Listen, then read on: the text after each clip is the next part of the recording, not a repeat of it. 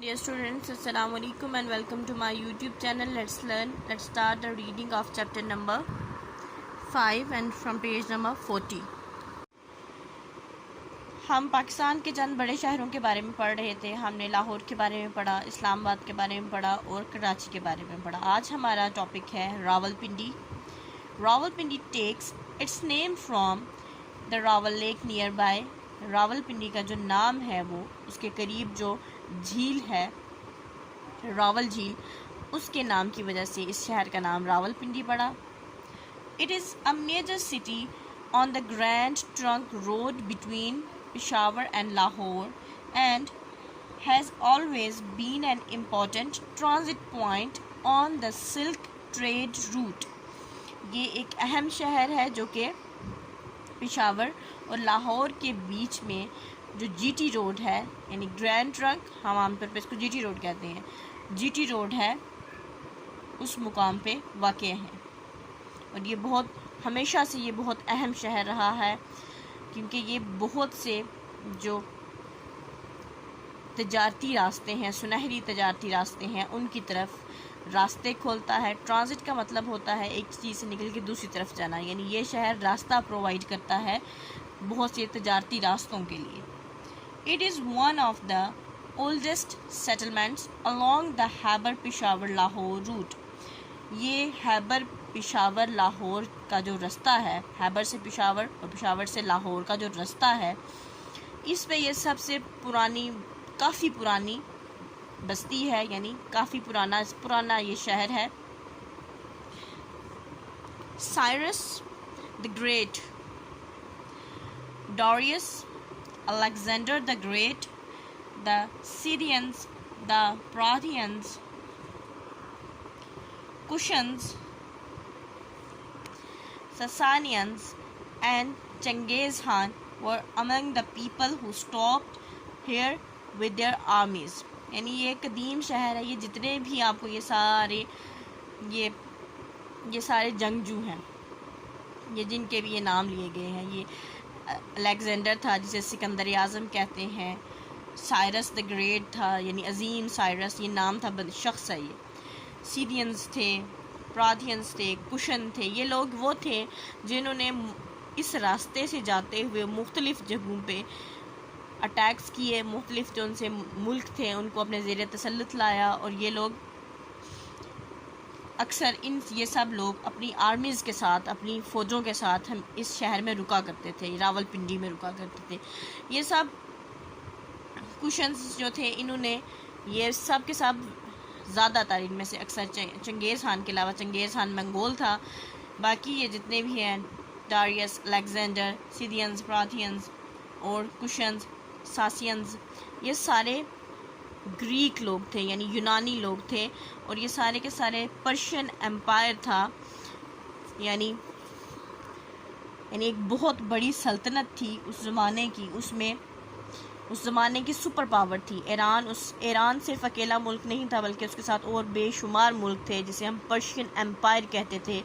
ये तमाम जो हैं ये हुक्मरान थे और ये जंगजू थे उन मुल्कों के जिन्होंने मुख्तलिफ़ मुल्कों पे फिर अटैक किए. यानी बेसिकली ये लोग यूनानी लोग थे, ग्रीक लोग थे, और इन्होंने और पर्शियन एम्पायर से इनका ताल्लुक़ था, यानी जिसमें शामिल है पर्शियन एम्पायर में बहुत सारे मुल्क आ जाते हैं जो कि आजकल का ईरान है, इराक़ है, आर्मीनिया है, अफ़गानिस्तान है, तुर्की है, बल्गारिया है, यूनान का कुछ हिस्सा है, मिस्र है, शाम है, पाकिस्तान का कुछ हिस्सा है, फिर जॉर्डन है, इसराइल है, गज़ा है, लेबनान है, लीबिया है, बहुत सारे, ये सारे मुल्क जो से उस वक़्त ईरान के अंडर आते थे. और ईरान उस वक़्त की सुपर पावर थी और ये लोग मुख्तलिफ़ जगहों पे अटैक करते थे, फिर वहाँ पे जंगें करते थे और उसके बाद अपने एम्पायर में, यानी अपनी सल्तनत में मज़ीद इजाफ़ा करते जाते थे.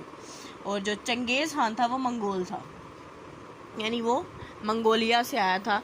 चाइना के करीब एक मंगोलिया शहर है, वहाँ से वो आया था, बल्कि रियासत कह लें, चाइना की रियासत है, वहाँ से ये चंगेज़ खान आया था. बाकी तमाम इनमें से ये यूनानी थे, जिनमें से जो कुशन था उसने, वो भी यूनानी था और उसने اٹیک کیا تھا انڈیا پہ اور انڈیا کو اپنے زیر تسلط کر لیا تھا اور وہاں پہ اس نے اپنی سلطنت قائم کی تھی. The Mughal emperor mentions Rawalpindi in his memoirs.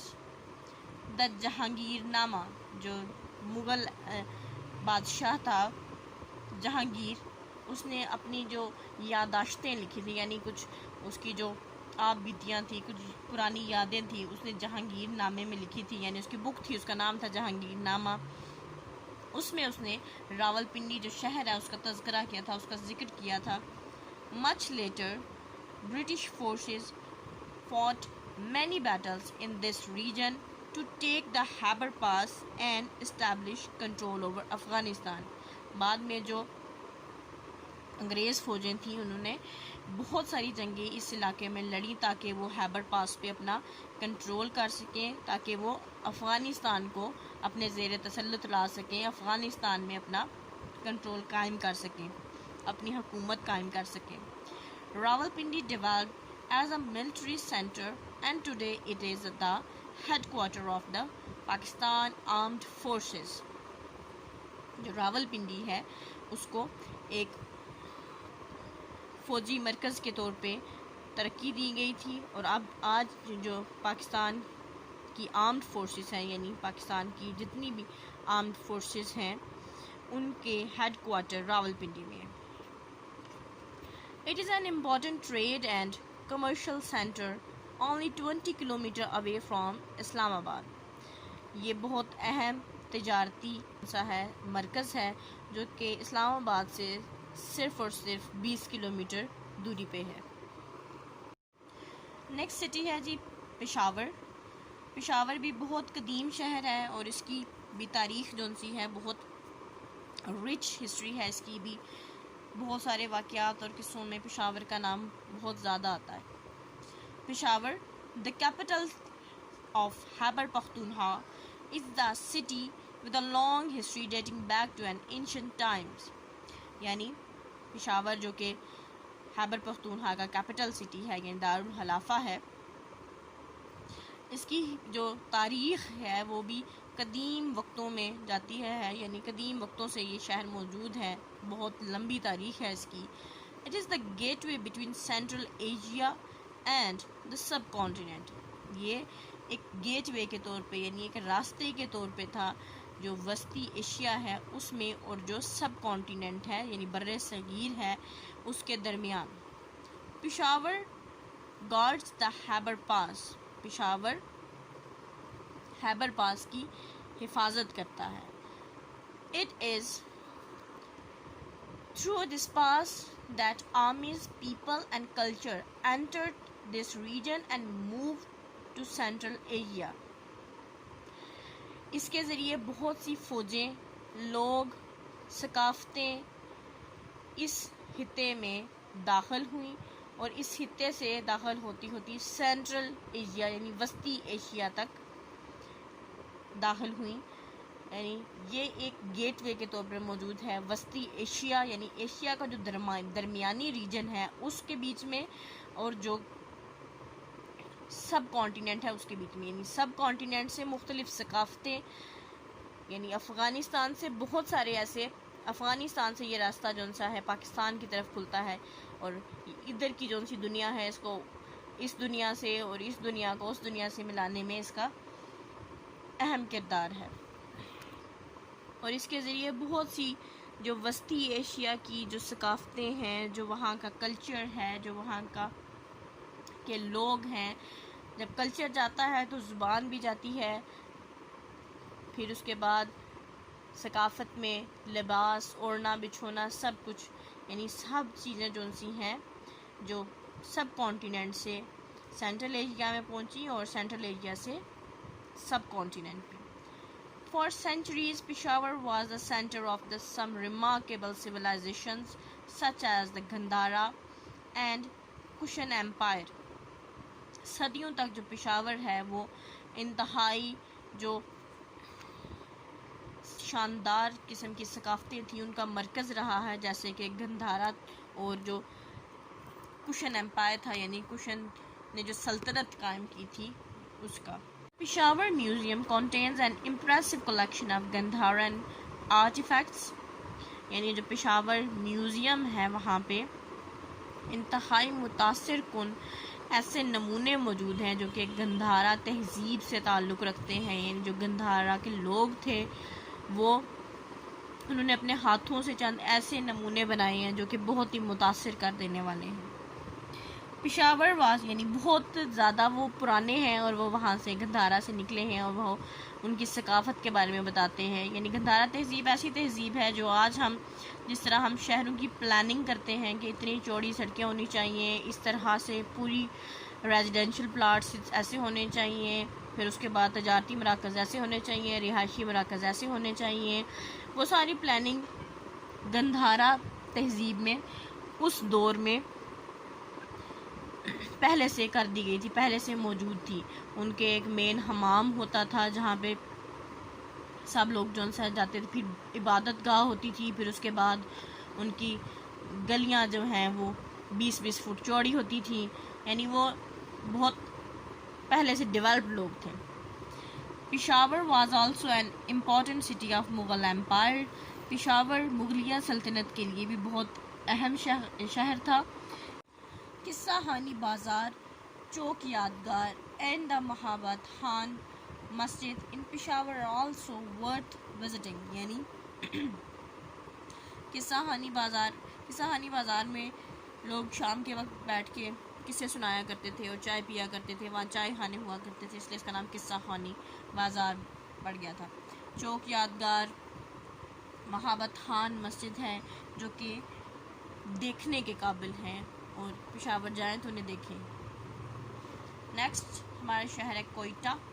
The word Quetta comes from a Pashto word Kwata which means fort.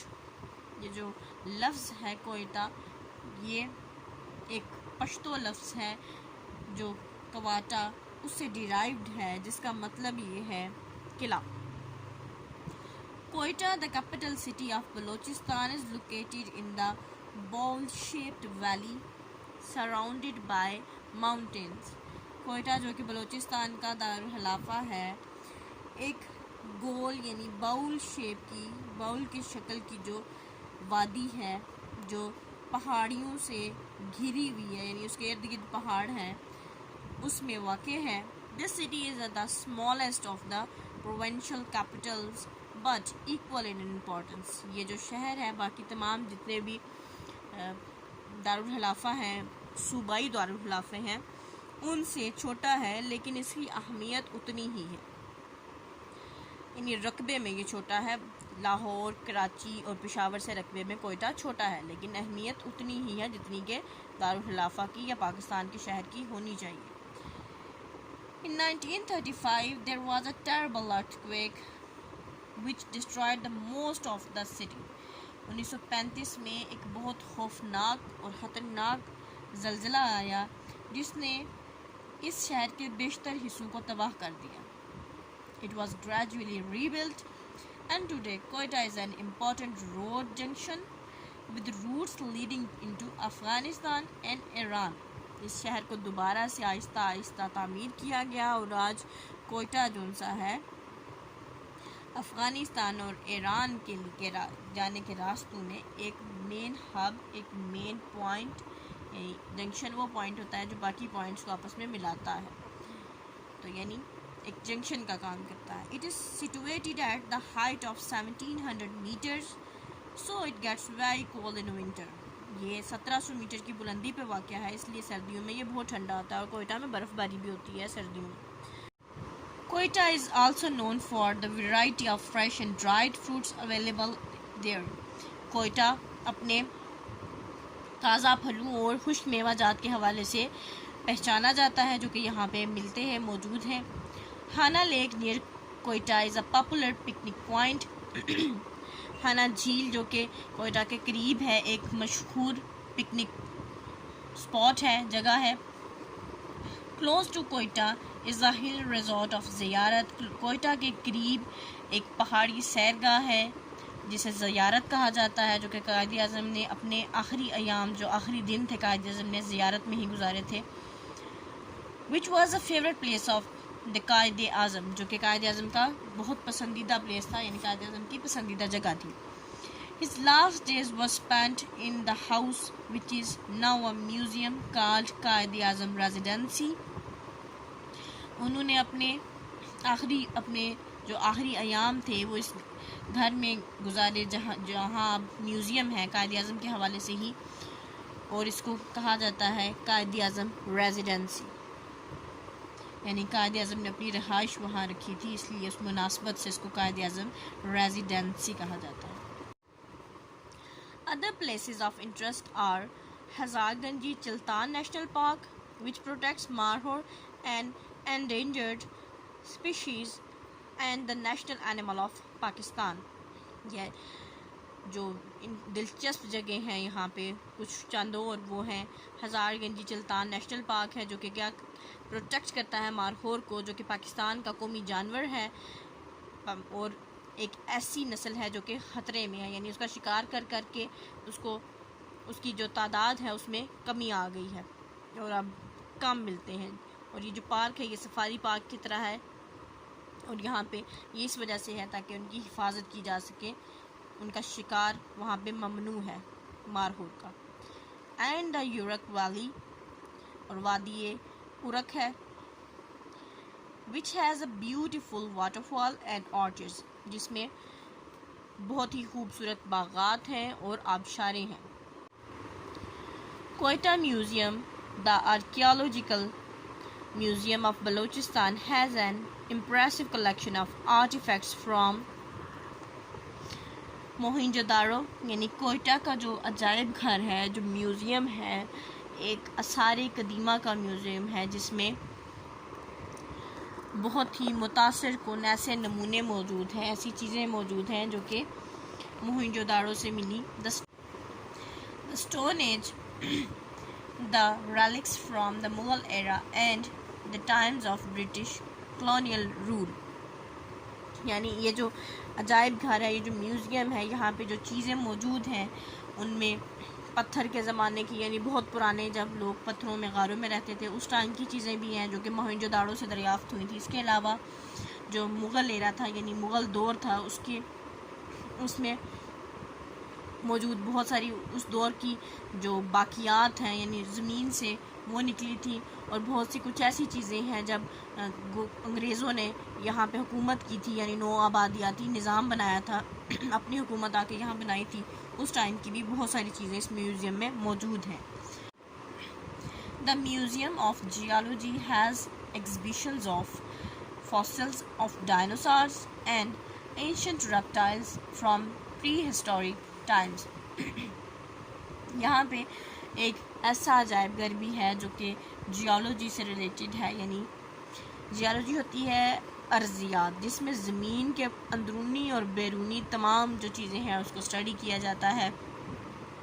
یہ جو ہمیں پتہ چلتا ہے ارتھ کویک کیسے آیا, جو پلیٹیں ہمیں بتاتے ہیں کہ پلیٹیں ہیں زمین کے نیچے, وہ پلیٹیں موو کرتی ہیں, ارتھ موو کرتا ہے, پھر اس کے بعد ارتھ کویک آتا ہے, یہ سب چیزیں جو بھی اسٹڈی ہے یہ جیولوجی میں کی جاتی ہے. اب جو جیولوجی سے ریلیٹڈ میوزیم ہے وہاں پہ جو ڈائناسارز ہیں ان کی جو باقیات ہیں, یعنی زمین کے اندر سے جو فاسلز نکلے ہیں, یعنی ان کی ہڈیاں یا اس قسم کی چیزیں وہ رکھی گئی ہیں, وہ وہاں پہ ایگزبٹ کی گئی ہیں. پھر اس کے بعد بہت قدیم زمانے کے جب تاریخ لکھنے کا آغاز ہی نہیں ہوتا, یعنی ہمیں اس کا کوئی باقاعدہ ہمیں اس کی ڈیٹ کا نہیں پتہ, ہمیں اس کی ٹائم کا نہیں پتہ. اس زمانے کے ایسے ریپٹائلز یعنی رینگنے والے جانور موجود ہیں وہاں پہ اس جیولوجیکل میوزیم میں. ایسے ریپٹائلز کے باقیات فاسلز موجود ہیں, خود تو ہے وہ نہیں موجود, ان کے فاسلز موجود ہیں جو ہمیں پتہ چلتا ہے, جن کی جو بونز ہیں, جو ہڈیاں ہیں, ان کو دیکھ کے یہ اندازہ لگایا جا سکتا ہے کہ یہ بہت ہی زیادہ پرانے ہیں, یعنی اس وقت کا, اس تاریخ کا اندازہ کرنا ممکن ہے, یعنی انسانی تاریخ سے بہت پہلے کی بات ہے. اس کو یہاں پہ سٹاپ کریں گے. Wish you best of luck and Allah حافظ.